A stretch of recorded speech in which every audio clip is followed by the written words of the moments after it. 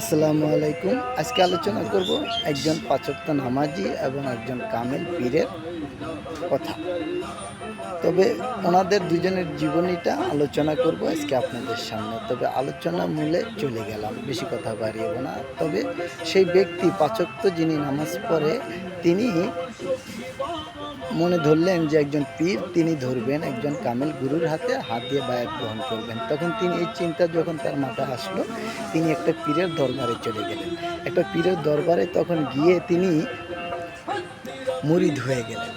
আর মুরিদ যখন হয়ে গেছেন তখন এই পীরে বলতেছে, বাবারে যাও বাড়িতে যাও, কিন্তু আজকের থেকে আর নামাজ পড়ো না, নামাজটা ছেড়ে দাও।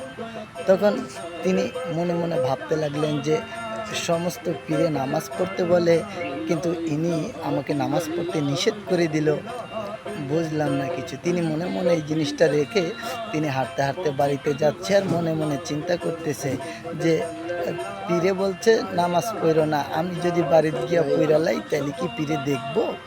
তাই তিনি এরকম অনুসরণ করতে করতে বা টেনশন করতে করতে এরকম একটা জিনিস তার মনের মধ্যে দুধপাক খাচ্ছে। সেজন্য তিনি বাড়ির দিকে হাঁটতেছেন আর টেনশন করতেছেন যে পীরে বললেন যে নামাজটা ছেড়ে দিতে, আমি এতদিন পাঁচ ওয়াক্ত রোজা নামাজ করেছি, এখন পীরে বলতেছে নামাজটা ছেড়ে দিতে।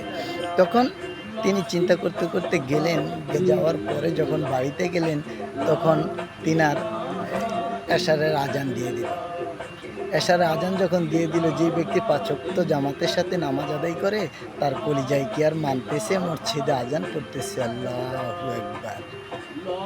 তখন তিনি অনেক টেনশন ফিল করতেছেন, করতে করতে বলতেছেন যে আমি যদি এখন নামাজ পড়ালাই পীরে কোনো দেখবো, এইটাও চিন্তা করতেছেন। আবার